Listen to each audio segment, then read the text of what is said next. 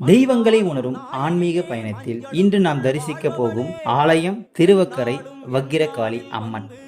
தோஷங்களை விளக்கும் திருவக்கரை வக்கிரகாளி அம்மன்.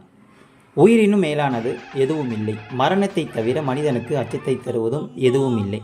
இத்தகைய மனித பிறவிக்கு முக்கியமானது ஆயுள் காலம். இந்த ஆயுள் காலத்தில் நம் முன் ஜென்ம வினைகளினால் ஏற்படக்கூடிய உடல் நோய்கள், தோஷங்கள், பரிகாரங்களுக்கு உட்படாத கிரக தோஷங்கள், காரணம் கண்டறிய முடியாத காரிய தடைகள் யாவும் விலகிற நாம் வழிபட வேண்டிய ஆலயம் திருவக்கரை வக்கிரகாளி அம்மன் திருக்கோவில் ஆகும். அசுரனை அழித்த திருமால். பராகநதி என்னும் சங்கராபரணி ஆற்றின் கரையில் அமைந்துள்ளது திருவக்கரை ஆலயம். 7 நிலை கொண்டதாக அமைந்துள்ள ராஜகோபுரம் கிழக்கு நோக்கி உள்ளது. இத்தலத்தில் சந்திரமௌலீஸ்வரர் என்ற திருநாமத்துடன் ஈசன் அருள்வாளித்து வருகிறார். அன்னை வடிவாம்பிகை என்ற திருநாமம் கொண்டுள்ளாள். திருவக்கரையில் பூமியில் புதைந்த மரங்கள் அதே வடிவில் கொள் மரங்களாக உள்ளன.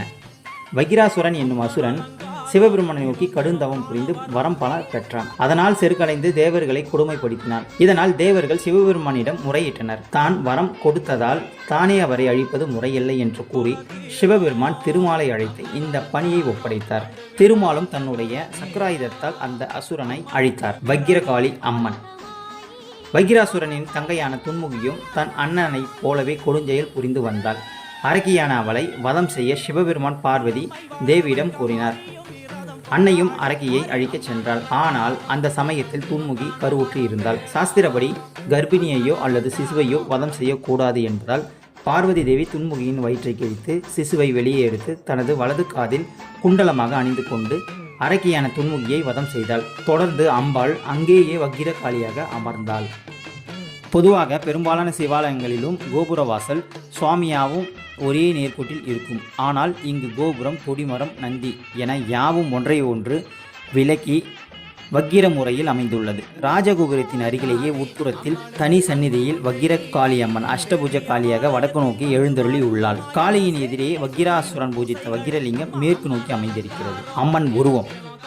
வக்கிரகாளி சிரசில் தீச்சுடரும் கபாலவோடும் கிரீடமாகவும் வலது செவியில் சிசுவை குண்டலமாகவும் அணிந்துள்ளாள்.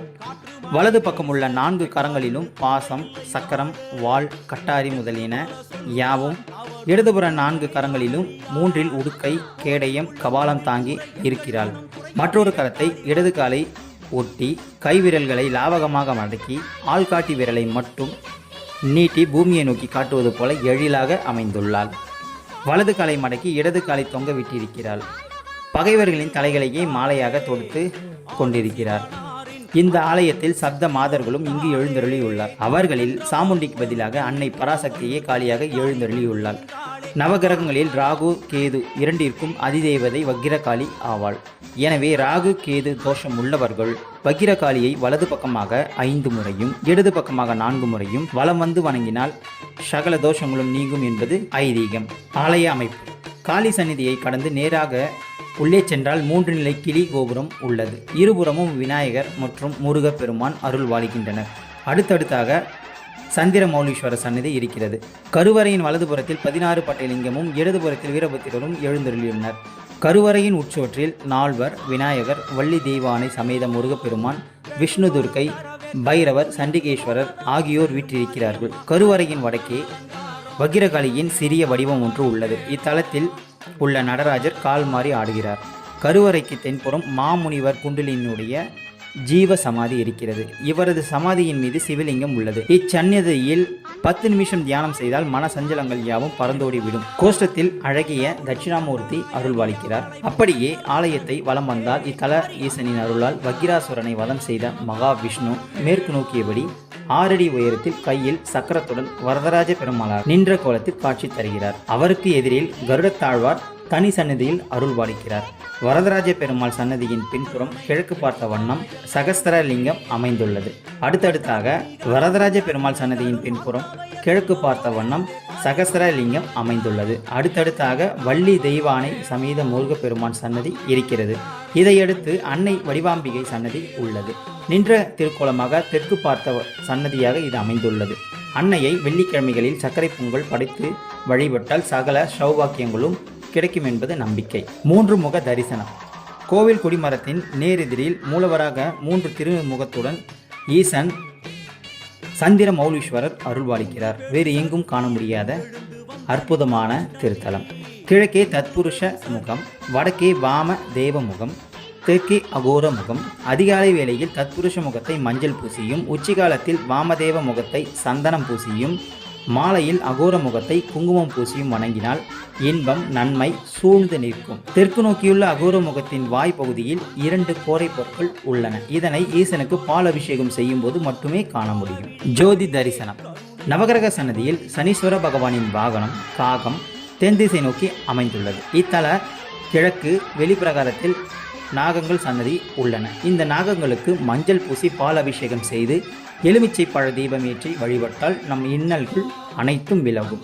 இத்தலத்தில் அமாவாசையில் பகல் 12 மணிக்கும் பௌர்ணமியில் நள்ளிரவு 12 மணிக்கும் ஜோதி தரிசனம் நடைபெறுகிறது. வக்கிரகாளிக்கு பௌர்ணமியில் அபிஷேகமும் சந்தனக்காவும் நடைபெறும். வக்கிரகாளியின் சன்னதியின் கோபுர மண்டபத்திற்கு மேல் பௌர்ணமி நடுநிசையில் 5 கிலோ கற்பூரத்தால் தீபம் ஏற்றி ஜோதி தரிசனம் செய்வார்கள். இந்த தரிசனத்தை காண்பதால் தோஷங்கள் விலகும், அன்னையின் அருள் கிட்டும். ஜாதகத்தில் வக்கிரத்தில் உள்ள கிரகங்களினுடைய தன்மையை மாற்ற 3 பௌர்ணமியில் தொடர்ந்து இங்கு வழிபட்டால் சிறப்பு ஏற்படும். ஆலயம் காலை 6 மணி முதல் இரவு 8:30 மணி வரை தொடர்ச்சியாக திறந்திருக்கும்.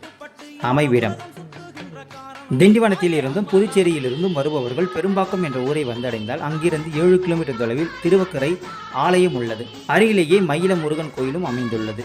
ஒவ்வொரு மாதமும் பௌர்ணமி நள்ளிரவில் நடைபெறும் ஜோதி தரிசனம் காண புதுச்சேரி, திண்டிவனம், விழுப்புரம், சென்னை, காஞ்சிபுரத்திலிருந்து சிறப்பு பஸ்ஸுகள் இயக்கப்படுகின்றன. நம் வீடியோவில் உள்ள பதிவு உங்களுக்கு ஆன்மீக உணர்வையும் மற்றும் அந்த ஆலயத்தின் மகிமையையும் பெற்று மகிழ்ந்தமைக்கு நன்றி.